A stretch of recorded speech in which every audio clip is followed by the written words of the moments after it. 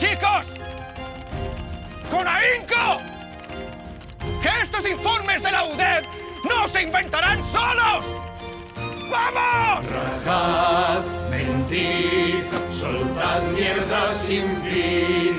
Rajad, cread, no importa la verdad. Rajad, mentid, que vivan las fake news.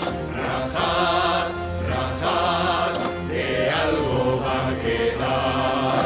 Ser presidente es lo mejor, tienes a mano un gran poder. Son las cloacas de interior, nadie las puede detener. Hay que joder a los indepes y alcoholetas anular. Con una ristra de sandeces la prensa fin lo va a afinar. ¿Quién va a hacer algo así?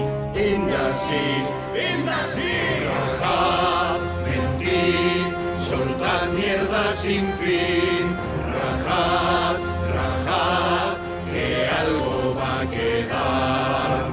Decid qué más tiene en Andorra, cuentas que quiere ocultar, que lo publique Pedro J. a 7 días de votar. Para poder manchar a Pablo, a Venezuela viajarás. Tira de fondos reservados y algún ministro encontrarás. Firme aquí, sin sufrir, y a vivir, y a vivir.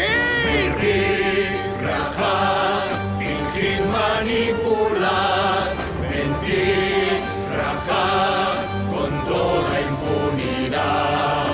¿Pero esto qué es? ¡Qué desolación! Pero si no has hecho nada para darle fin. Hay pillín, hay pillín, hay pillín, hay pillín, hay pillín. Si tu nación es asediada y crees que peligra su unidad, tira de cosas inventadas que no te importe calumniar. Somos los que te protegemos de los peligros que vendrán, que todos saben son Podemos, Don Xavi Trias y Artur Mas. Es la nación lo que hay que salvar.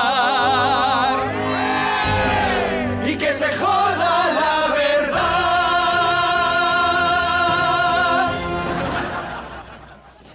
Oye, que la canción ha molado mucho, ¿no?